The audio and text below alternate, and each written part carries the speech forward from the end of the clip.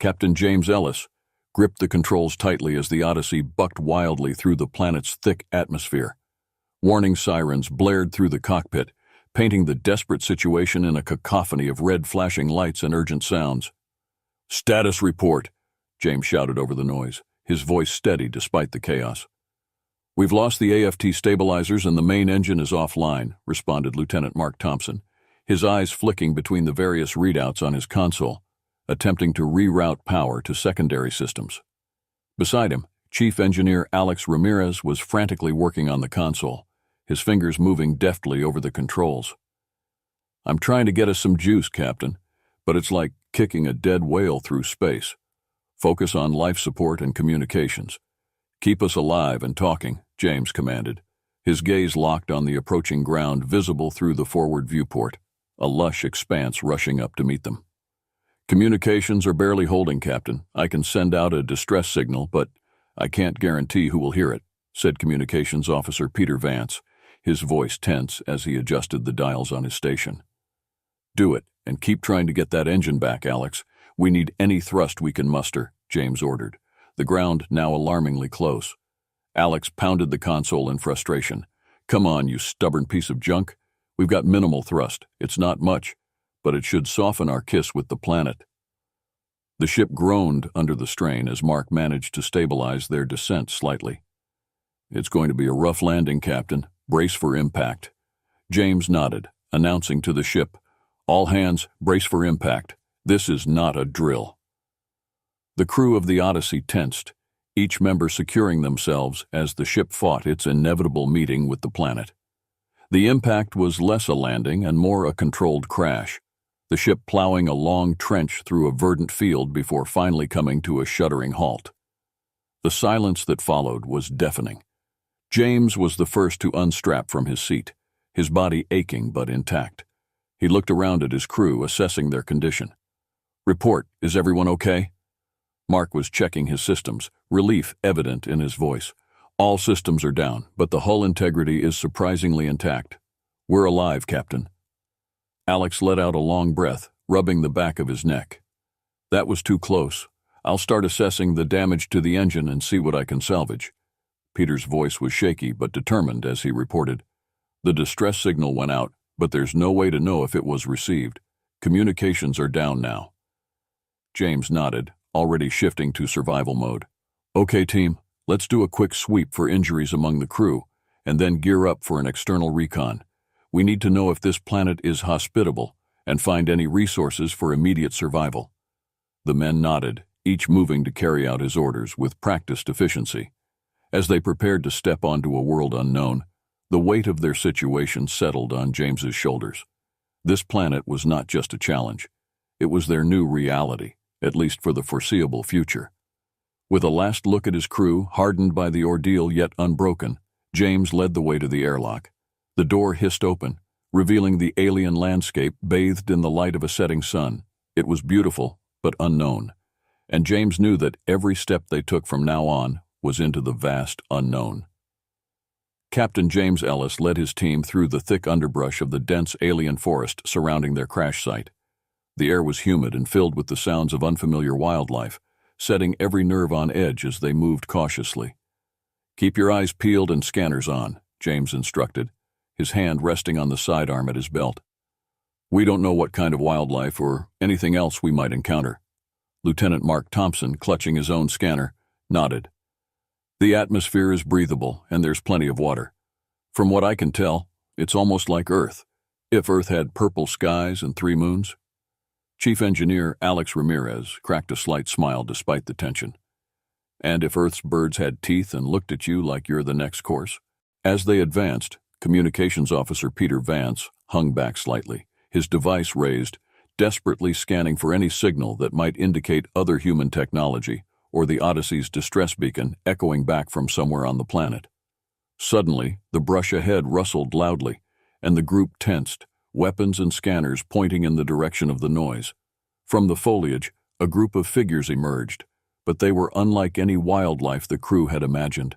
They were tall, ethereally beautiful alien women with luminescent skin that shimmered under the alien sun, eyes wide with as much curiosity as caution. "Captain," Mark whispered. "What's the protocol here?" "Slow movements.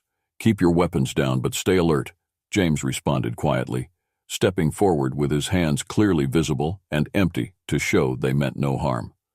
One of the alien women, who stood slightly ahead of the others, spoke in a lilting melodic voice that resonated in the air. Though her words were unrecognizable, her tone and the open-handed gesture she made were clearly meant to be peaceful. James took a cautious step closer, replying in a calm, clear voice, "We come in peace. We mean no harm." The woman tilted her head, observing James intently, then responded with a series of gestures that seemed to beckon the crew forward. Mark lowered his scanner, his gaze fixed on the alien beings. "I think they want us to follow them, Captain." "Looks like it," James agreed, turning to his crew. "Let's go, but stay sharp and keep recording everything." As they followed the aliens through the forest, the environment changed subtly, the wild, untamed undergrowth giving way to paths that suggested regular use. Eventually, they arrived at a village constructed with materials that blended seamlessly with the natural surroundings, an aesthetic and functional blend of advanced technology interwoven with nature. The crew was led to what appeared to be a central meeting area, where more of the alien inhabitants gathered, watching them with open curiosity. The leader, who had first spoken, stepped into the center of the circle and spoke again, her voice soothing yet commanding attention. Peter adjusted his translator device, catching bits of the language and working furiously to configure it to translate effectively. Finally, it chirped, and her words came through in broken English. "Welcome, travelers. You are far from home." James stepped forward, nodding. "Thank you for your welcome. We are indeed far from home and did not intend to intrude. We had an accident and are in need of help." The leader smiled, a gesture that seemed universal in its warmth. "You are safe here for now. Let us talk and find understanding." As night began to fall, with the 3 moons rising in the sky, a sense of uneasy peace settled over the group. They were stranded, possibly indefinitely, on a world not their own, depending on the goodwill of its mysterious inhabitants for survival. The night air was cool and filled with the soft luminescence from glowing plants surrounding the village. Captain James Ellis and his crew sat in a circle with the alien women, their leader, whom they had come to know as Maria, presiding over the meeting. Despite the language barrier, slowly breaking down thanks to Peter's translating device, every exchange was fraught with the potential for misunderstanding. "Maria, we appreciate your hospitality," James began, choosing his words carefully. "Our ship is badly damaged, and we need to make repairs. Can you assist us with resources?" Maria nodded, her expression thoughtful. "We understand your need. However, sharing resources is a decision that affects all my people. We must discuss this with our council. We value balance and do not give freely without understanding the return." "Mark," whispered to James, "sounds like they're cautious about depleting their resources." "Makes sense," James nodded, then addressed Maria again. "We respect that. We're willing to offer a knowledge exchange. We have technological and medical advancements that might be of interest to you." Maria's eyes lit up with interest. "This is a good start. We will consider. But know this, your presence here is not without its challenges for us." The conversation shifted as one of Maria's aides brought out a local fruit, handing pieces to the crew. Alex, ever the curious engineer, took a bite without hesitation. His face twisted in discomfort, and he coughed loudly, much to the alarm of the watching aliens. Maria stood abruptly, her voice tinged with concern. "You must not eat that. It is only for those of our kind. It brings sickness to outsiders." Alex gasped, struggling to clear his throat, while Peter quickly relayed apologies, explaining the misunderstanding. The crew's medic, Lisa, rushed over with her medical kit to attend to Alex. The incident, though quickly contained, left a palpable tension in the air. James tried to smooth over the misunderstanding. "We apologize deeply. Our curiosity got the better of us. It won't happen again." Maria nodded, her expression softening. "It is our oversight as well. We should have warned you. Let this be a lesson in understanding for both our peoples." The evening continued with more careful exchanges of information. Peter's device translated the Zarian language with increasing accuracy, allowing deeper discussions about culture, history, and technology. However, the crew was acutely aware of the need to tread carefully, their survival dependent on maintaining a good relationship with their hosts. Later, as the crew regrouped back at their temporary shelter, James convened a quick meeting. "We need to be more cautious," he stated firmly. "Every act we take reflects on us and impacts our chances of getting the help we need. Let's keep interactions straightforward and clear, and let's not eat anything else without checking first." Mark, looking over some of the data they had gathered, added, "There's a lot we can learn from them, not just about surviving here, but also about their culture and technology. We should focus on building trust through exchange and patience." As they settled down for the night, the gravity of their situation was clearer than ever. Stranded on an alien planet, surrounded by a beautiful but utterly alien culture, the crew of the Odyssey faced the dual challenge of survival and diplomacy.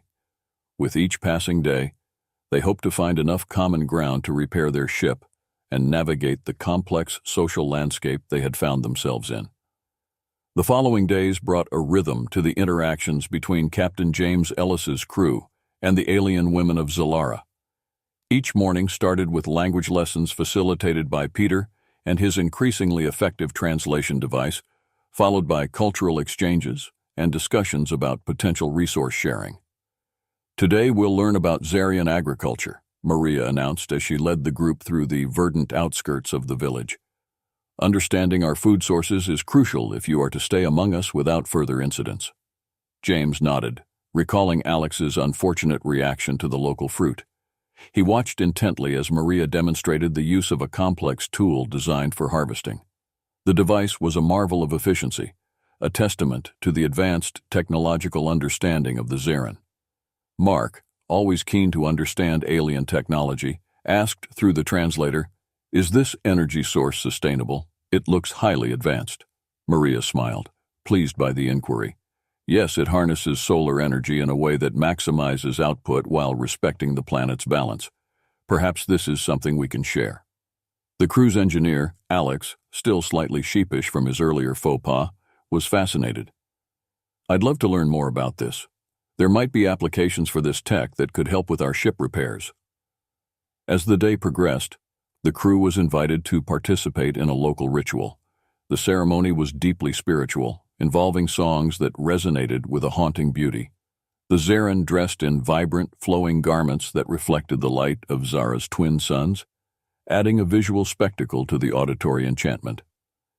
"Participation in our rituals will help you understand our values and the depth of our connection to this world," Maria explained. "We hope this will deepen your respect and appreciation for our ways." James, always diplomatic, accepted the invitation with gratitude. "We are honored to be part of this. Thank you for sharing your culture with us." The ritual proved to be a turning point. The crew, deeply moved by the ceremony, felt a growing bond with the Zarin. Even the most skeptical among them, like Lieutenant Mark Thompson, found themselves touched by the sincere expressions of unity and peace. "That was unlike anything I've ever experienced," Mark confessed later, as the crew debriefed back at their camp. "There's a lot we can learn from them, not just technologically, but spiritually as well." As trust grew, Maria invited James to discuss potential contributions the humans could make to the village. In a meeting filled with leaders of her community, James proposed setting up a basic medical clinic, using supplies from the Odyssey. "We can offer basic health care in exchange for assistance with our ship," he suggested. "It's a way to give back to your community directly." The proposal was well received, paving the way for a deeper collaboration. Maria expressed her community's appreciation. "Your willingness to contribute positively to Zalara while respecting our customs goes a long way in building trust." Encouraged by the progress, James and his crew began to feel less like castaways and more like integrated, albeit temporary, members of the Zarin society. They worked side by side with the Zarin, learning their techniques and sharing knowledge from Earth, fostering mutual respect that transcended their differences. As the sun set on another day on Zalara, the humans felt a cautious optimism. The possibility of repairing their ship and returning home seemed more tangible. but a part of each crew member had begun to appreciate the unique beauty and harmony of Zalara. They knew that regardless of their future, the time spent on this alien planet would change them forever. Just as relations between the crew of the Odyssey and the Zarin seemed to be solidifying into a promising partnership, a significant setback threatened to unravel the trust and progress they had made. The incident occurred during a collaborative excursion where both humans and Zarin were gathering samples of local flora for the medical clinic project. Dr. Lisa Chen, the medical officer from the Odyssey, was particularly interested in a bright bioluminescent plant that seemed to have healing properties. Engrossed in her research, she ventured slightly off the approved path to get a closer look, unaware that she was crossing into a zone that the Zarin considered sacred. Maria, who was supervising the expedition, noticed too late. Her shout to stop went unheeded as Lisa clipped a sample of the plant. The reaction from the surrounding Zarin was immediate and intense, the air filled with a tense silence, broken only by Maria's stern voice. "Dr. Chen, you have entered the Kavara grounds. This is a sacred area where our ancestors communicate with us through the land. Taking anything from here is a grave disrespect."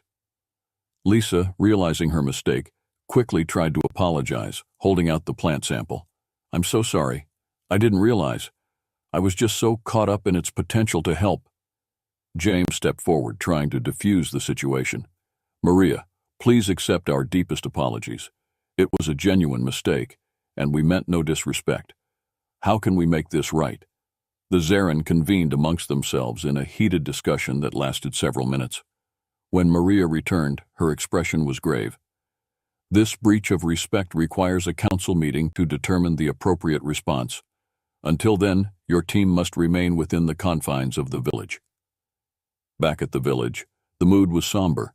The crew gathered in their assigned quarters, anxiously discussing the implications of the incident. James addressed everyone firmly. "We need to respect their decision and wait for their council's verdict. Let's use this time to review all cultural protocols Maria has shared. We can't afford another mistake." Peter Vance, the communications officer, looked particularly worried. "Captain, if they decide we're more trouble than we're worth, they could deny us any further help with the ship. We're still a long way from making it spaceworthy on our own." The following day, the crew was summoned to the center of the village, where the Council of Elders, led by Maria, delivered their decision. The atmosphere was charged with palpable tension as the elders spoke through Peter's translation device.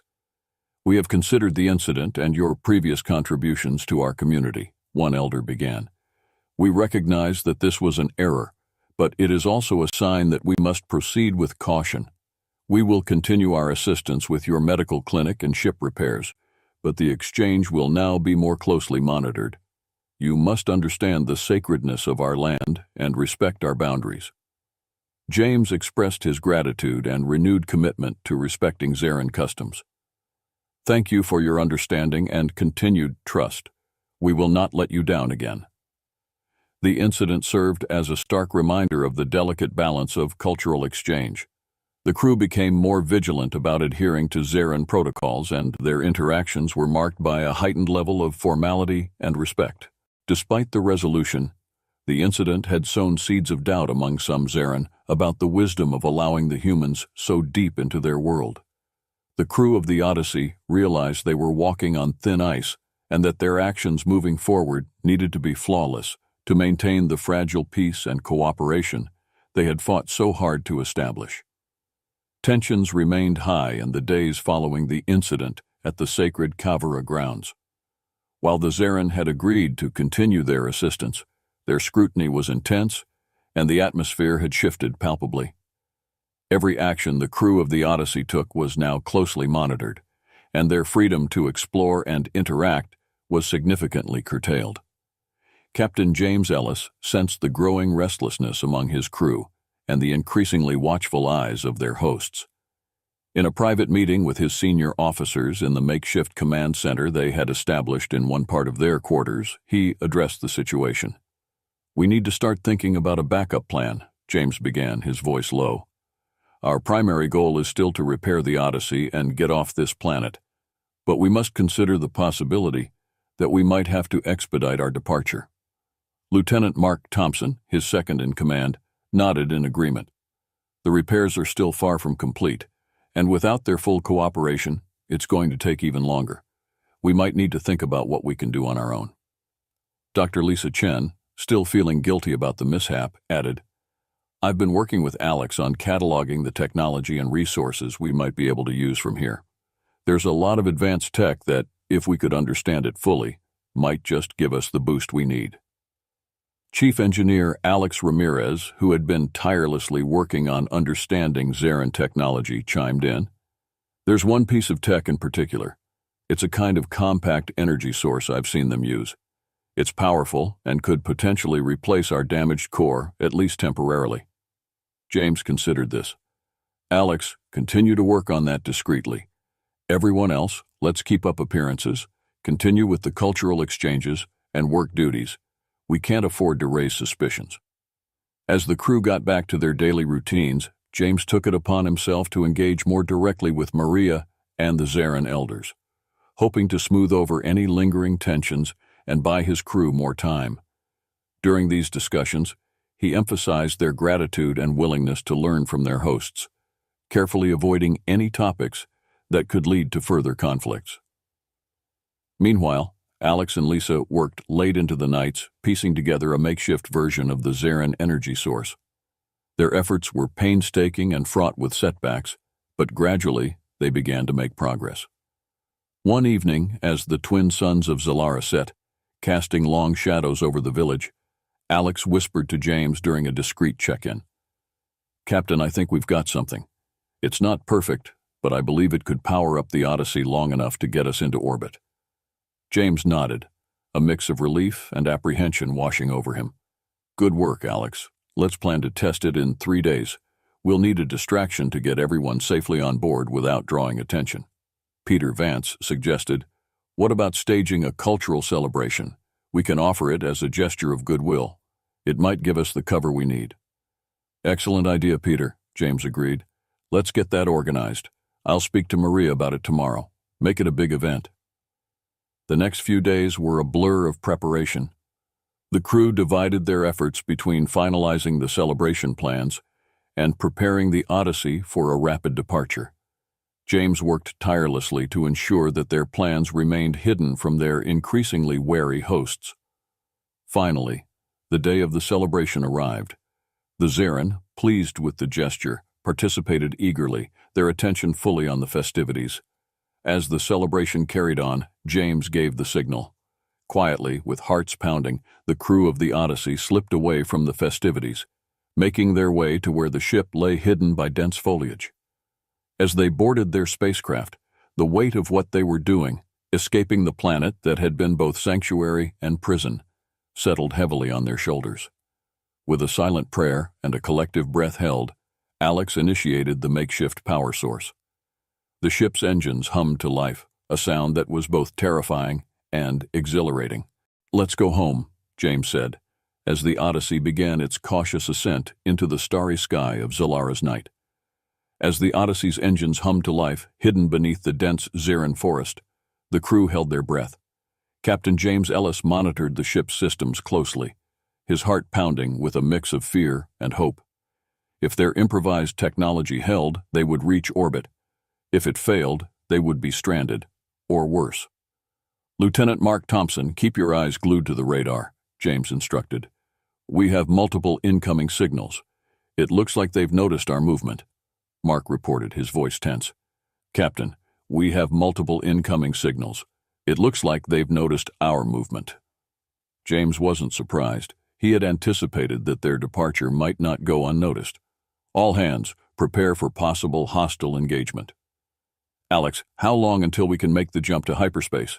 Chief Engineer Alex Ramirez was furiously working at his console, recalibrating the makeshift energy source to provide maximum output. We need at least 15 minutes to charge the jump drive. Hold them off till then. As the Odyssey ascended through the Zarin atmosphere, sleek, fast-moving Zarin crafts began to close in. The alien ships were agile and equipped with energy weapons that were, thankfully, not quite designed for space combat, giving the Odyssey a slight advantage. Peter Vance, managing communications, attempted to send a message of peace. Zarin vessels, this is the Odyssey. We do not wish to engage. We are leaving peacefully and request safe passage. The response was a silent but aggressive maneuver as the Zarin ships formed a blockade. Mara's voice finally crackled over the comms, filled with a mix of anger and sadness. Odyssey, why do you flee? We offered you refuge, and in return, you steal from us and break the peace. James replied with equal gravity. Maria, we have always appreciated your hospitality, but it is time for us to go home. We mean no harm to your people or your planet.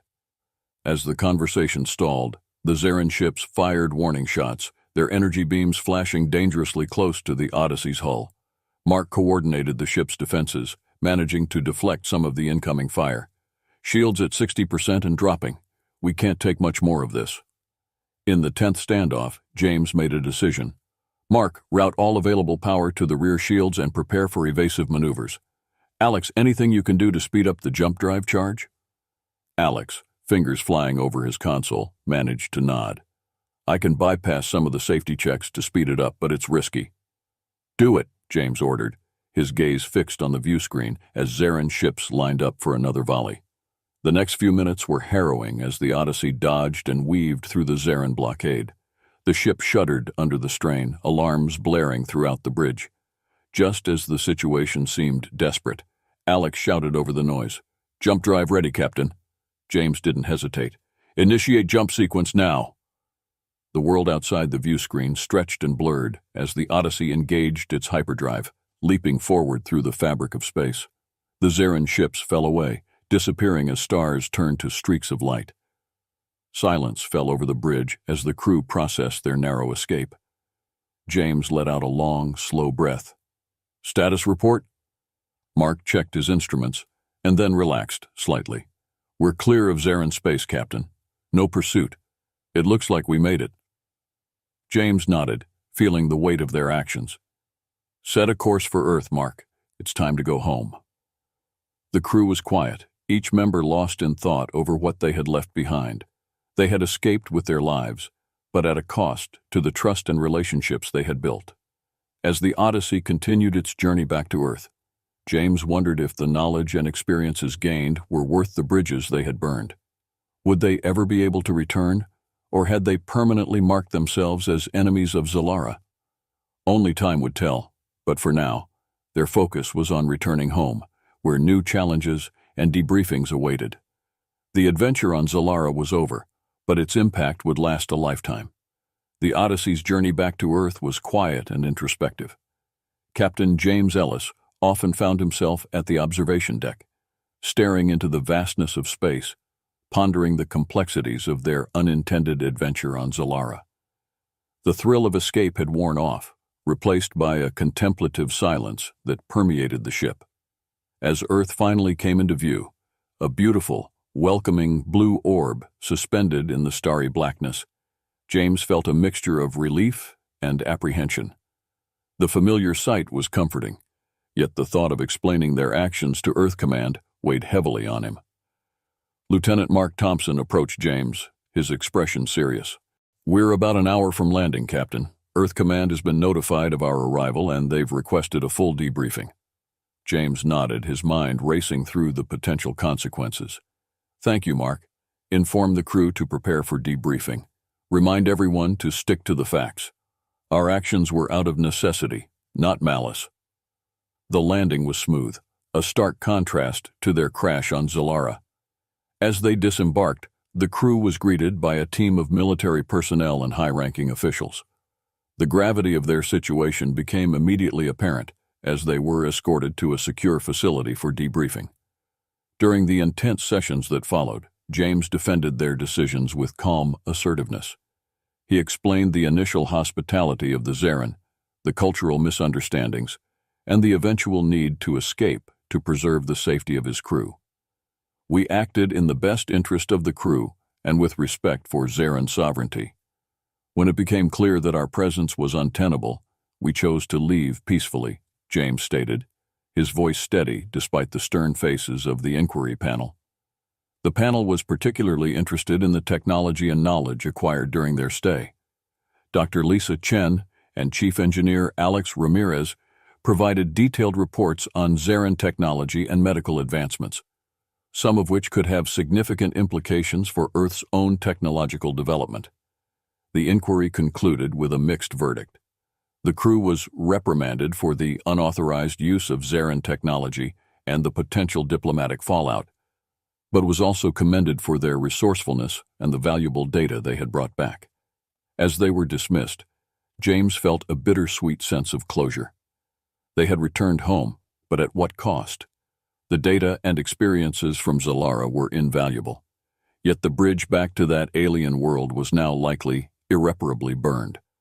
In the weeks that followed, as life returned to a semblance of normalcy, James often found himself in contact with various scientific and military bodies, consulting on projects influenced by their findings from Zalara. Yet his thoughts frequently drifted back to the alien planet, to Maria, and the people who had shown them such complex hospitality. The story of their journey became a subject of both academic interest and popular fascination. James, Mark, Lisa, Alex, and the rest of the crew occasionally gave talks and interviews, each sharing their perspective on the events. Despite the accolades and the interest, James knew that the true story was more profound and personal. It was a tale of human curiosity, interstellar diplomacy, and the thin line between survival and morality. As he gazed up at the stars from the quiet solitude of his backyard, Earth firmly beneath his feet, James wondered if humanity would ever be ready for the vastness of the cosmos, not just the cold expanse of space, but the depth of understanding required to navigate the cultures that filled it. The Odyssey's unintended journey had opened a door to the stars, but it had also shown how much they still had to learn. As he turned his gaze from the stars back to Earth, James hoped that one day they would be ready to step through that door again. This time not as accidental tourists, but as wise, respectful explorers.